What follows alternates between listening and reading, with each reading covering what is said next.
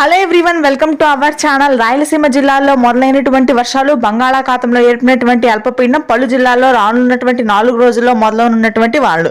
వివరాల్లోకి వెళ్దాం. తెలుగు రాష్ట్రాల వాతావరణ పరిస్థితులు ఏంటి తెలుసుకునే ముందు మీరు ఇంకా మన ఛానల్ కనుక సబ్స్క్రైబ్ చేయనట్లయితే వెంటనే సబ్స్క్రైబ్ చేసి పక్కనే ఉన్న బెల్ ఐకాన్ ని కూడా క్లిక్ చేసేయండి. ఇక లేట్ చేయకుండా వివరాల్లోకి గనక వెళ్ళినట్లయితే 2 తెలుగు రాష్ట్రాలను గత వారం రోజులుగా రికార్డు స్థాయి ఉష్ణోగ్రతలు నమోదవుతున్నాయి. ముఖ్యంగా రాయలసీమలో 46 వరకు ఉష్ణోగ్రతలు నమోదయ్యాయి.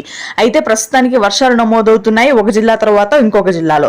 ప్రస్తుతానికి తిరుపతి, కడప, అనంతపురం ప్రాంతాల్లో వర్షాలు నమోదయ్యే అవకాశం ఉందని వాతావరణ కేంద్రం వెల్లడించి రాత్రి నుంచి తిరుపతి, చిత్తూరు, మదనపల్లి, పీలేరు, నంద్యాల, కదిరి, బద్వేల్, రాయచోటి, పులివెందుల ప్రాంతాల్లో వర్షాలు నమోదవుతున్నాయి. ఈ వర్షాలు 2 రోజుల పాటు కొనసాగే అవకాశం ఉంది. ఇక ఉత్తర తెలంగాణ జిల్లాల్లో కూడా కొన్ని చోట్ల వర్షాలు కురుస్తున్నాయి. నిజామాబాద్, ఆదిలాబాద్ ప్రాంతాల్లో చిరుజల్లులు నమోదు కాగా బంగాళాఖాతంలో ఏర్పడినటువంటి ఉపరితల ఆవర్తన ద్రోణి ప్రభావంతో మనకి శ్రీకాకుళం, విజయనగరం, విశాఖపట్నం, పార్వతీపురం, మన్యం, మల్లూరు, సీతారామరాజు జిల్లాలో మే 6, 7, 8 తేదీల్లో వర్షాలు నమోదవుతాయని హైదరాబాద్, అమరావతి వాతావరణ కేంద్రం వెల్లడించింది. మధ్యాహ్న జిల్లాల్లో కూడా ఆకాశం మేఘావృతమై చిరుజల్లులు నమోదవుతాయి. రాయలసీమ అదేవిధంగా ఉత్తరాంధ్ర జిల్లాలో అత్యధికంగా వర్షాలు నమోదు కానున్నాయి రానున్నటువంటి 4 రోజుల పాటు.